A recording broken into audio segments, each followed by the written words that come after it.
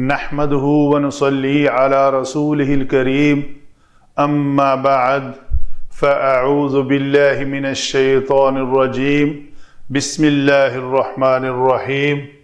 سورۃ البقرہ آیت نمبر 172 172۔ تجوید کے قواعد کے مطابق پڑھتے ہیں۔ یا ایھا الذین آمنوا کلوا من طیبات ما رزقناکم۔ یا حرف ندا ہے، اس کے بعد یہ الف مدہ محل مد، اس کے بعد سبب مد اسی کلمہ میں ہے تو اس کے اوپر مد منفصل آئے گی۔ اس کو ہم نے لمبا کیا۔ آمنو میں یہ الف کے اوپر سمجھو یہ کھڑی مد ہے، کھڑی زبر ہے۔ حمزہ یہ باب افعال سے ہے، افعلہ کے وزن پر۔ اعمنا وہ دوسرا حمزہ جزم کے ساتھ ہے تو وہ الف بن گیا، تو آمنا آمنا آمنو۔ تو یہ بات تا کو پر پڑھیں گے، تا حروف نطعیہ تا دال تا، ایک ہی مخرج ہے تینوں کا۔ تا کو پتلا رکھیں گے اور تا کو موٹا کریں گے تو یہ دونوں میں فرق نمایاں ہو جائے گا۔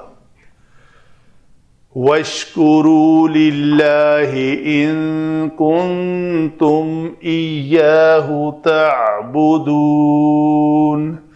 تعبدون، تا اور تا میں فرق دونوں زبر کے ساتھ ہے۔ یہ اس کو پڑھا ہم نے طیبات، اس کو ہم پڑھا تعبدون۔ آگے چلتے ہیں علم صرف۔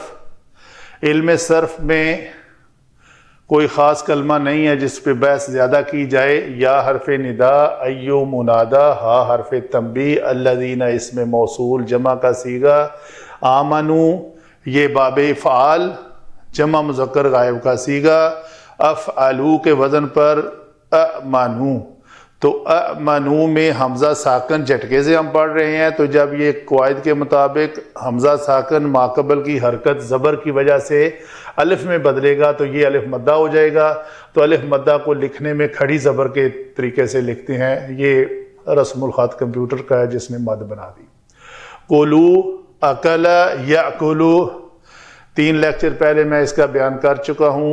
اکلا یاکلو یہ اصل میں بنتا تھا اوکلو یا اوکلو، تو اوکلو میں پہلے دونوں حمزہ کو حذف کر کے کلو بنا ہوا ہے کہ تم کھاؤ۔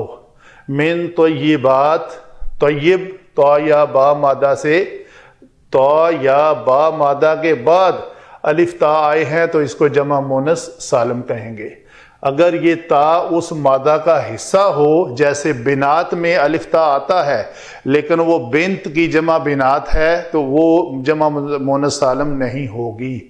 ما رزقناکم، رزق یرزقو یہ فعل ماضی جمع متکلم کا صیغہ، کم ضمیر منصوب مفعول بہی بنی ہے۔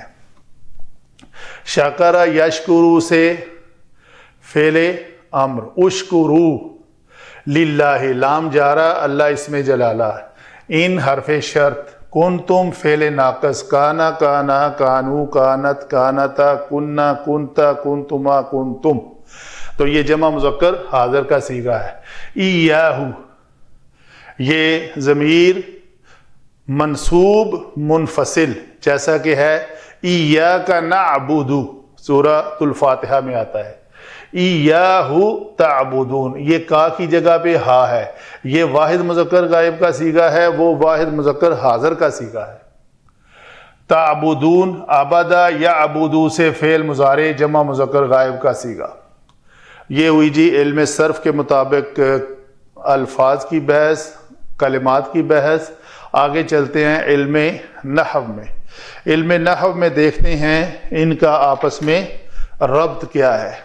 یا ایھا الذین آمنو تو پکارا جا رہا ہے، یہ ہے منادا، حرف ندا کے ذریعے اس منادا کو پکارا جا رہا ہے جو ایو ہے اور ایو کا بدل الذین ہے، گویا الذین کو پکارا جا رہا ہے۔ الذین کون ہیں؟ آمنو ہیں۔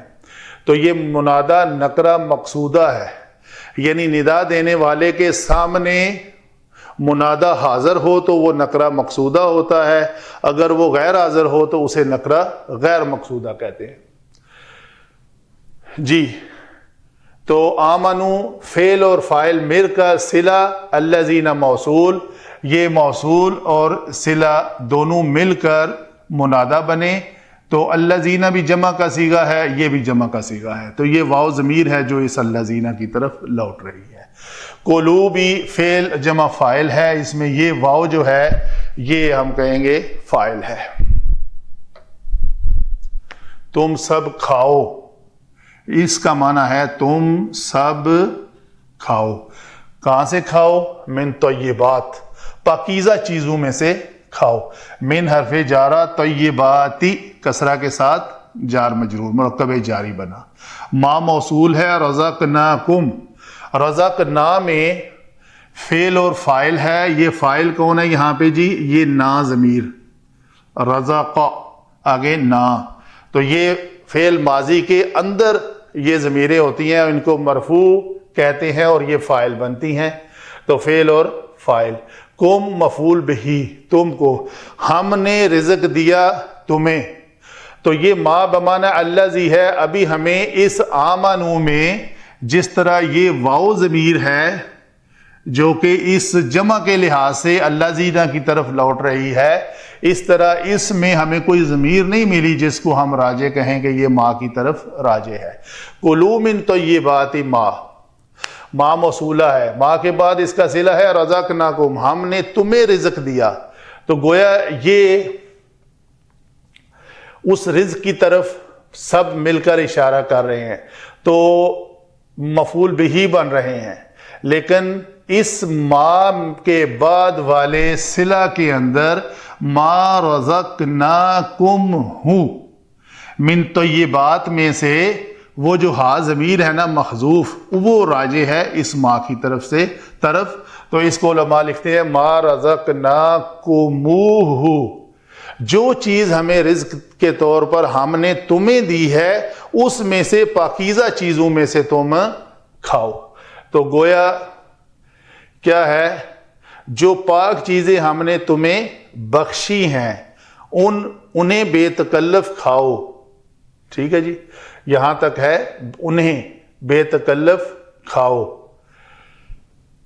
اور کیا کرو؟ واشکروا للہ، اور اللہ کا شکر ادا کرو۔ اس میں کیا ہے؟ فعل اور فاعل، پھر یہ فاعل جو ہے یہ واو ہے، یہ للہ مرکب جاری یہ اس کے متعلق ہے، فعل فاعل متعلق فعل مل کر ایک جملہ ہے، معطوف بن رہا ہے، کس معطوف علیہ کا؟ اس کا، کلوا من طیبات ما رزقناکم واشکروا للہ، اور اللہ کا شکر ادا کرو۔ ان حرف شرط، آگے فعل ناقص، کن تم فعل ناقص ہے، تو اس میں تم ضمیر جو ہے یہ ہم کہیں گے اسم کانا ہے، آگے اس کی خبر ہے، خبر جو ہے فعل فاعل، فاعل کیا ہے؟ تعبدون میں واو فاعل ہے اور ایاہو جو ہے وہ مفعول بہی ہے اور مقدم ہے۔ نارملی جملے کا اسلوب ہوتا ہے فعل فاعل مفعول، جب مفعول کو تیسری جگہ سے لے کر مقدم کر دیا جائے تو اس میں معنی کی تاکید پیدا کرنا مقصود ہوتی ہے، تو گویا ان کنتم ایاہ تعبدو، یہاں پہ دیکھیں تاکید کہاں ہے، اے لوگو جو ایمان لائے ہو اگر تم حقیقت میں اللہ کی بندگی کرنے والے ہو، اگر تم اللہ کی بندگی کرنے والے ہو، کافی ہے یہ ترجمہ، لیکن یہ حقیقت لفظ کہاں سے آ گیا؟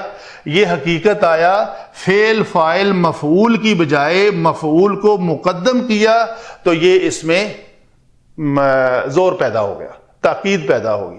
اگر تم حقیقت میں اللہ تعالیٰ کی بندگی کرنے والے ہو، اے لوگو جو ایمان لائے ہو، تو کیا کرو؟